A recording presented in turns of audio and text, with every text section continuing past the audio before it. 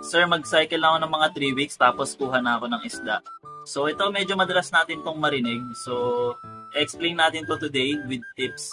So hindi naman siya mali si brother. Pero kailangan pa talaga natin maghintay ng 3 weeks to 4 weeks. So ayan, una sa lahat, pinaka-okay talaga na mauna yung aquarium setup, okay? Goods na goods yan bago nyo kuhanin yung isda.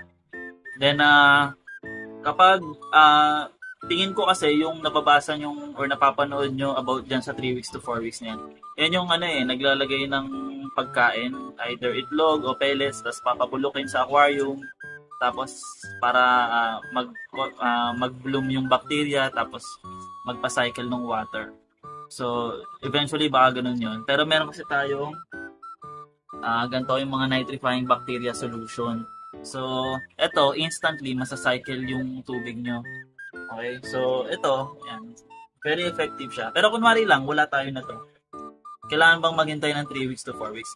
Paano kung paano kung nagmamadali ka, hindi na makapaghintay ng 3 weeks to 4 weeks? Ano yung mga pinakamaagang method? So, una na dyan is kung deep well naman yung tubig nyo, pwede rin agad. As long na maayos na yung setup ng aquarium, running na ng maayos, tapos nabanlawan nyo naman lahat, pwede nyo na kagad lagyan yan.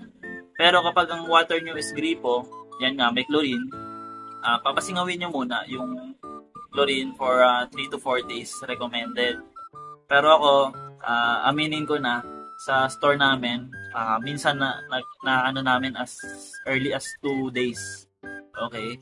Wala pa naman kami problema so far as long na may anti-chlorine. Mga 2 days na lalagay na namin yung mga fish. Then, yun nga, kunwari walang cycle yung tubig. Safe pa rin lagyan ng fish. Ang nga lang, ang ginagawa kasi ng cycle tank or nitrifying bacteria is to reduce ammonia. Okay? So ngayon, ang isda kasi nakapag-adjust siya sa pakain, okay? Hindi niya kailangan marami kagad pakain na tulad ng tao na galing ng biyahe. Di ba? Parang gutom na gutom tayo, kailangan kagad pakainin ng marami. Sa isda, hindi ganon. So, the more na pinakain mo kagad galing biyahe, mabobloat yan. So, ang suggested talaga natin, maghintay muna ng mga 1 to 2 days bago sila pakainin, tapos paunti-unti lang. Okay? So, ito nagmamadali kayo, kinuha nyo na rin yung isda after 3 to 4 days. Ayan, tapos wala kang pang-cycle. Basta, fasting muna ng 2 days, tapos paunti-unti lang yung pakain. Tapos, kusa nang magbubloom yung beneficial bacteria doon. So, I suggest, mga 2 times a day magpakain para, para hanggang mag-bloom yung tapos dalasan nyo rin muna yung water change nyo sa umpisa, huwag nyo pipigaan yung mga filter medias. Tapos ito pa isang common mistake.